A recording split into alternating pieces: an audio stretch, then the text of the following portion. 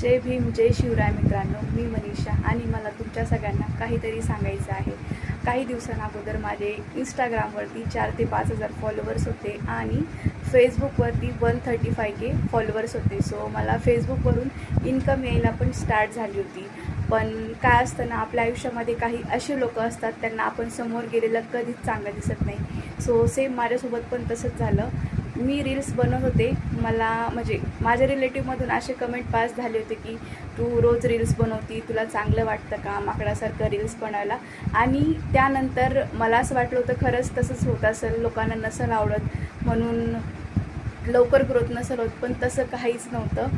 मी त्यानंतर माझं Instagram I D public होतं ते प्रायव्हेट करून टाकलं आणि फेसबुकचं अकाउंट तर मी परमनंटली डिलीट करून टाकलं. माझं फेसबुकला आता आय डीच नाही आहे. सो जेव्हापासून मी स्वतःचं अकाउंट प्रायव्हेट केलं आहे तेव्हापासून जे व्यक्ती मला म्हणले होते ना माकडासारखं रोज रोज तुला चांगलं वाटतं का, तेच लोक आता त्यांच्या रील्स ते एवढं चांगल्या पण नसतात, काहीही करता.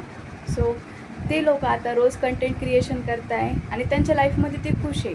म्हणजे की मला फक्त एवढं सांगायचं आहे, तुम्ही कोणत्याही फील्डमध्ये समोर जात असाल तर तुमचे रिलेटिव्ह असो, तुमचे फ्रेंड सर्कल असो, फ्रेंड सर्कलमध्ये पण काही लोक चांगले असतात, काही लोक चांगले नसतात. तुमच्या फ्रेंड सर्कलमधून पण काही जणच तुम्हाला प्रतिसाद देऊ शकतात कोणत्याही गोष्टीमध्ये. तुम्ही समोर गेलेलं कुणालाच चांगलं दिसत नाही. सो तुम्हाला जे आवडतं, तुम्हाला जे वाटतं, तुम्हाला ज्यामध्ये इंटरेस्ट आहे त्याच गोष्टी तुम्ही करा, ना की कोण काय म्हणतं आहे, कोणाला काय वाटतं आहे, कोणाचा काय फीडबॅक आहे. तुम्हाला जर तुमची फॅमिली सपोर्ट करत असेल तर नक्कीच तुम्ही समोर जाऊ शकता. आणि फॅमिली जरी सपोर्ट नसेल करत तर तुम्हाला स्वतःसाठी काहीतरी करण्याची इच्छा आहे, तुम्हाला जी गोष्ट करून हॅपी फील होतं तेच तुम्ही करा. दुसऱ्यावर डिपेंडेंट राहू नका आणि दुसरे काय म्हणताय त्याचा विचारही करू नका. मला फक्त एवढं सांगायचं होतं. आणि हा व्हिडिओ सगळ्यांसाठी नव्हता.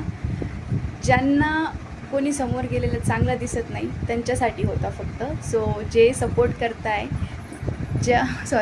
माझ्या फ्रेंड सर्कलमध्ये जेवढे सगळे चांगले लोक आहेत त्यांच्यासाठी नव्हतं आणि फॅमिलीमध्ये पण रिलेटिव्समध्ये पण जे चांगले आहेत त्यांच्यासाठी हे नव्हतं. ज्यांना मी म्हणले त्यांना कळून जाईल हा व्हिडिओ बघितल्याच्यानंतर. सो कोणी सिरियसली घेऊ नका. सो तुम्ही सगळेजण माझ्यासोबत आहात त्यासाठी थँक्यू सो मच.